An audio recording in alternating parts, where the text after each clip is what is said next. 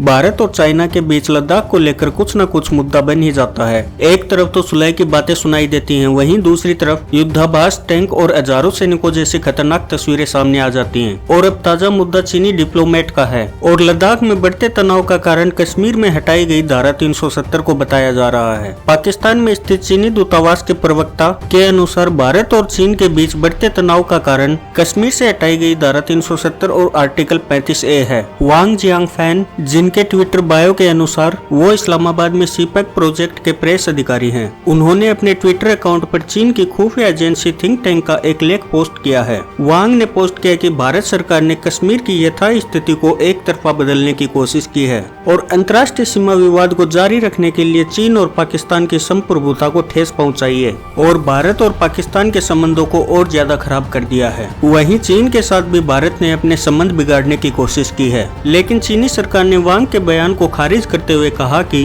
वांग चीन और भारत के बीच अच्छे संबंध बनाने की कोशिश करते हैं और यह उनका पर्सनल बयान है, इससे चीन का कोई भी लेना देना नहीं है। लेकिन यह पहली बार है कि किसी चीनी अधिकारी ने लद्दाख में बढ़ रहे तनाव को कश्मीर से जुड़ा हुआ बताया और इसमें भारत के द्वारा लद्दाख में चलाए जा रहे निर्माण कार्य को भी भारत और चीन के बीच तनाव का कारण माना जा रहा है। चीन के साथ बढ़ते तनाव को भारत में चिंता का विषय माना जा रहा है। ऐसे में भारतीय थल सेना के प्रमुख ने स्थिति को नियंत्रण में बताया है। उन्होंने कहा कि मैं आपको आश्वासन देता हूं कि भारत और चीन के बीच सीमा विवाद के कारण बढ़ते तनाव को लेकर स्थिति अब नियंत्रण में है। हम चीन से लगातार कमांडर लेवल की बातें कर रहे हैं और थल सेना प्रमुख नरवणे ने कहा कि हम स्थानीय स्तर पर भी सामान्य अधिकारियों से बातचीत कर रहे हैं और बातचीत के द्वारा तनाव अभी नियंत्रण में है। हमें उम्मीद है कि दोनों देशों के बीच लगातार चल रही बातचीत से लगभग सारे मुद्दे हल हो जाएंगे। वहीं नेपाल और भारत के बीच बढ़ते तनाव पर भी सेना प्रमुख ने कहा कि उन्होंने दोनों देशों के बीच मजबूत सांस्कृतिक संबंधों का हवाला देते हुए कहा कि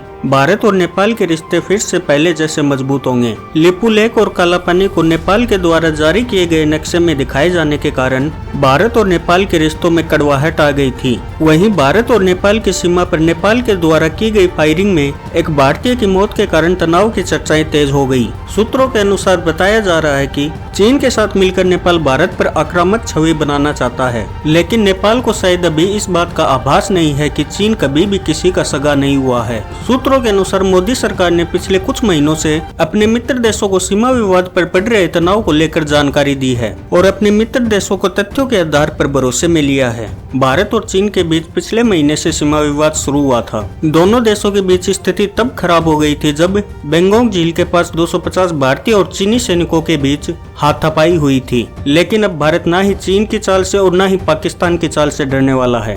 फिलहाल के लिए बस इतना ही। यदि वीडियो पसंद आए तो हमारे चैनल को सब्सक्राइब करना ना भूले ताकि आपको ऐसी ही लेटेस्ट और मजेदार न्यूज मिलती रहे। फिलहाल के लिए जय हिंद, जय भारत।